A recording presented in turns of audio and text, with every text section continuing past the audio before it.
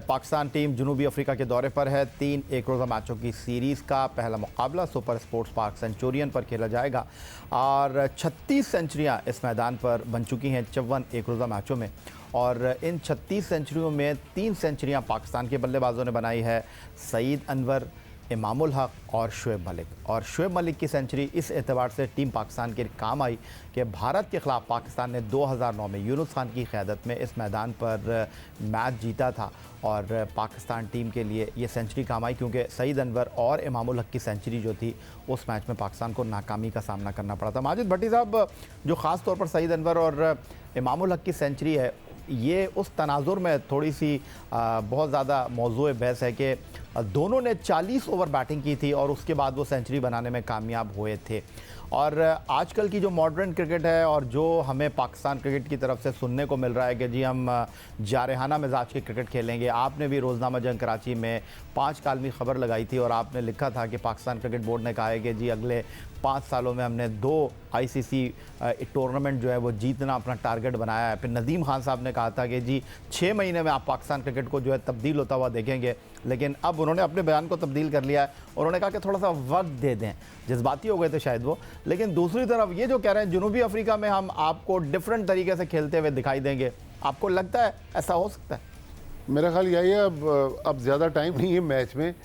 48 घंटे बाद जब हम सैटरडे को सुबह यहाँ बैठे हुए होंगे तो दोबारा पोस्टमार्टम करेंगे। लेकिन हम जिस क्वालिटी की क्रिकेट खेल रहे हैं, अभी हमने इंडिया और इंग्लैंड की जो वनडे सीरीज़ देखी, आप देखें कि वो क्रिकेट थी कि मैंने एक वक्त पे जो सेकंड वनडे हुआ पुणे में, 9 गेंदों पर 43 रन्स बने। हमारे यहाँ 43 रन्स बनते हैं 5 ओवरों में।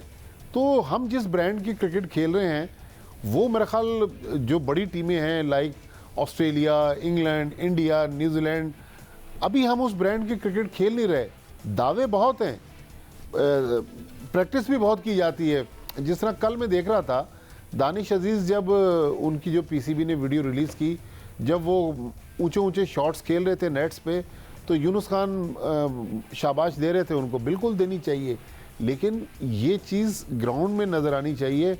ये प्रैक्टिस सेशन में तो बहुत सारे लोग बहुत सारी चीज़ें खेलते हैं। हमने ये भी देखा कि ये 3 बल्ले बाबर आजम ने अब इस सीरीज़ के लिए बनवा लिए हैं और बहुत बड़ी इंग्लैंड की कंपनी है जिन्होंने उनको स्पॉन्सर किया है। स्कोर भी करेंगे, लेकिन उनका स्कोर का जो स्ट्राइक रेट है वो बहुत स्लो है। उस स्ट्राइक रेट से हमें आगे जाना चाहिए। जब हमने शर्जील खान को ले ही लिया था तो मेरे ख्याल में कि शर्जील खान को भी वनडे क्रिकेट में होना चाहिए था। हमें पता नहीं है कि कौन सा लड़का किस फॉर्मेट में आएगा। अचानक हम देखते हैं कि कोई लड़का T20 में खेलते खेलते अब्दुल्ला शफीक टेस्ट क्रिकेट में आ जाता है, शर्जील खान T20 में आ गए, T20 में फ़खर जमान का रिकॉर्ड देखें, वो अचानक वनडे टीम में आ गए। तो हमारी प्लानिंग नज़र नहीं आ रही। हालांकि मोहम्मद वसीम उस दिन यहाँ बैठे हुए थे, हमने यही कहा कि आपकी सिमत हमें क्लियर नज़र नहीं आ रही, वो मानने के लिए तैयार ही। लेकिन जब तक हम अपनी सिमत क्लियर नहीं करेंगे, हम अपनी ब्रांड को चेंज नहीं करेंगे, तो वर्ल्ड क्रिकेट में जो क्रिकेट हो रही है उससे मेरे ख्याल में अभी हम 2-3 कदम पीछे। देखिए, अभी जो शुरू में बात हुई थी ना, भट्टी साहब जो याया कह रहे थे कि हमने अभी तक टीम बनाई नहीं है, हमें यही नहीं पता कि हमारे 5 के बाद कौन से लड़के खेलेंगे। 3-4 तो आपने बना लिए हैं, ऊपर वालों को भी मुझे अभी डाउट है, सिर्फ अभी रिजवान और बाबर ही इन टच हैं, अच्छा खेल रहे हैं। बाकी तो नीचे वालों का पता ही नहीं है आपको।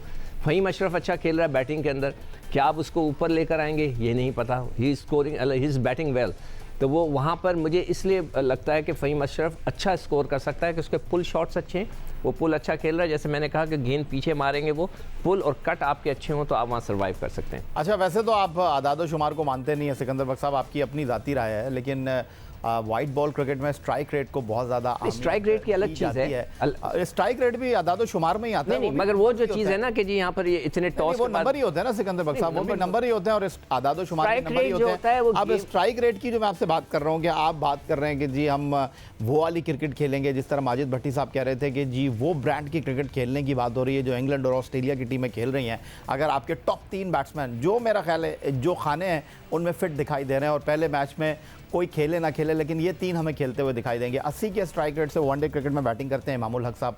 87 के स्ट्राइक रेट से बैटिंग करते हैं वनडे क्रिकेट में पाकिस्तान टीम के कप्तान बाबर आजम नंबर 3 पर।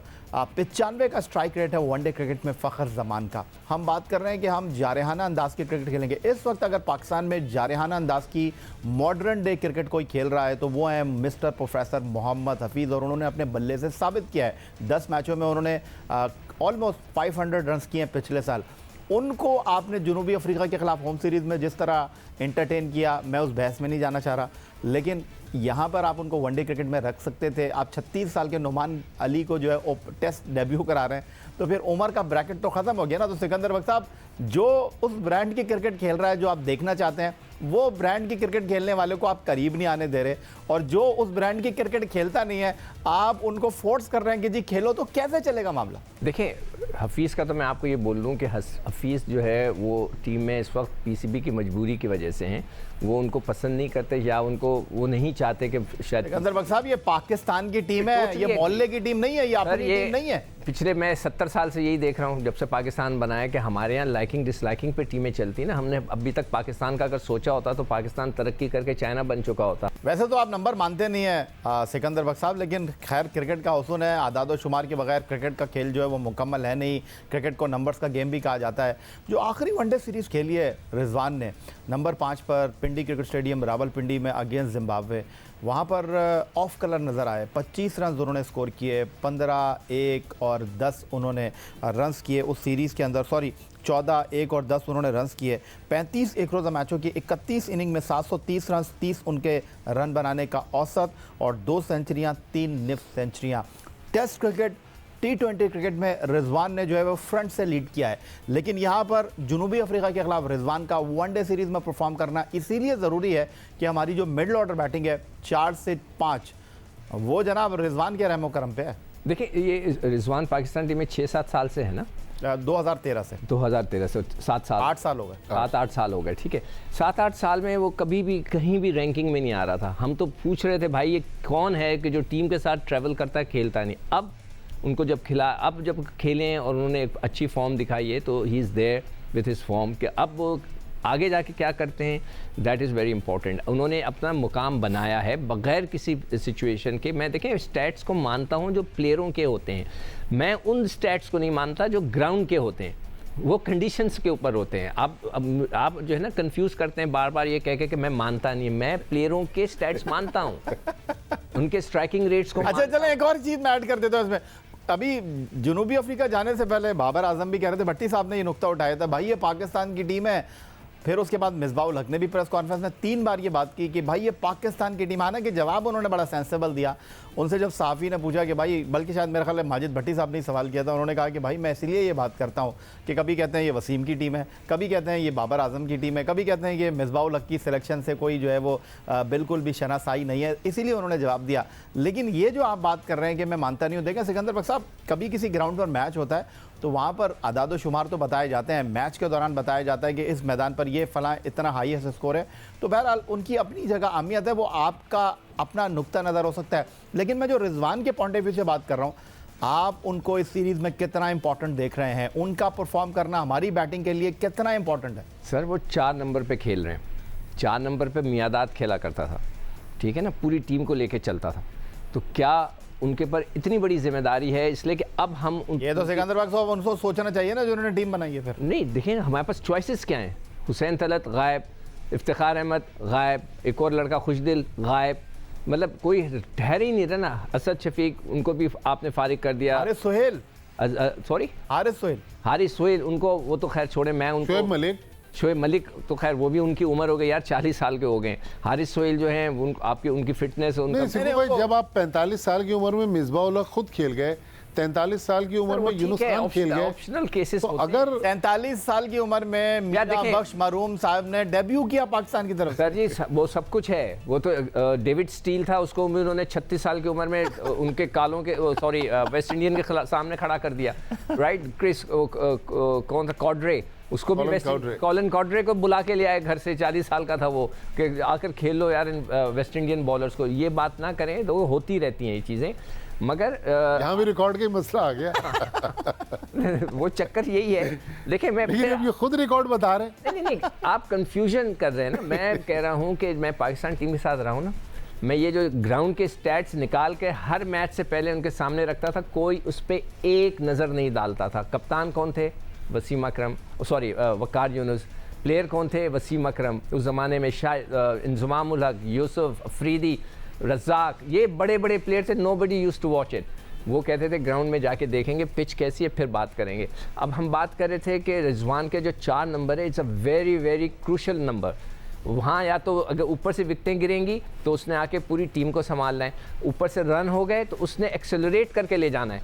ये 2 बहुत इंपॉर्टेंट फैक्टर्स हैं। वो ये 4 और 5 बैकबोन होता है हर टीम का, जो लेके चलता है। रिजवान उससे पहले कहीं नहीं थे, अब सीन में आ गए हैं। हर कोई उनके ऊपर नज़र डाला बैठा हुआ है। मैं खुद समझता हूँ कि उन्होंने बड़ी अच्छी फॉर्म दिखाई है, वो उसको कंटिन्यू। अच्छा, जाते जाते सिकंदर बख्श साहब, क्योंकि अब मैं प्रोग्राम वाइंड अप कर रहा हूं, बार-बार हम बात कर रहे थे नंबर्स की। जी, एक चीज़ कहना चाह रहा हूँ कप्तानी के ऊपर। ये हमारा वाहिद माशरा है। ऑस्ट्रेलिया में अभी एक मिनिस्टर का एक केस आया था, उस मिनिस्टर को फारिग कर दिया गया है, घर बिठा दिया गया है, ठीक है ना। हमारे यहाँ वाहिद हमारा माशरा है जहाँ पर एक कप्तान के ऊपर इतने इल्ज़ामात लगे हैं, मगर ही स्टिल द कैप्टन। और हमने ये भी नहीं किया पाकिस्तान क्रिकेट बोर्ड ने कि जब तक आपके इल्ज़ामात ख़त्म नहीं होते आप कप्तानी नहीं करेंगे। अच्छा, मैं आपको उल्टा पीसीबी उनसे लड़ रहा है। बताऊं कि स्टीव स्मिथ, जो कि बॉल टैंपरिंग की वजह से उनको पाबंदी का सामना करना पड़ा, क्रिकेट से दूर हुए, अब उन्होंने भी इस ख्वाहिश का इजहार कर दिया है कि जी वो टीम को लीड करना चाहते हैं। फैसला बहरहाल क्रिकेट ऑस्ट्रेलिया ने करना है, लेकिन मैं ये जो आदादो शुमार की बात कर रहा हूँ, ये जो आप बात कर रहे हैं कि वसीम अकरम नहीं मानते थे, इंजमाम नहीं मानते थे, वो नहीं मानते थे, ये नहीं, जब वो क्रिकेट खेल रहे थे, ग्राउंड में टॉस करने के लिए जा रहे थे, फाइन। लेकिन जब हम यहाँ बैठ के टेलीविजन पर बात कर रहे हैं, शो में बात कर रहे हैं, तो ये शो का हुस्न है जब आप चीज़ों को आगे लेकर चलते हैं। टोटली शुक्र आपने मेरी किसी बात से तो आप बताएं कि इस ग्राउंड पे ये हुआ है, मगर अगर जब मैं ग्राउंड में खड़ा हुआ हूँगा, मैं अगर मैं वही कह रहा हूँ ना, सुन ले, अगर मैं ग्राउंड में खड़ा हूँगा, मैं प्लेयर हूँगा, तो मैं जाके पिच देखूंगा कि आज पिच क्या है, एब्सोल्युटली कंडीशंस देखूंगा कि कंडीशंस वो अपना काम कर रहे हैं, हम अपना काम कर रहे हैं।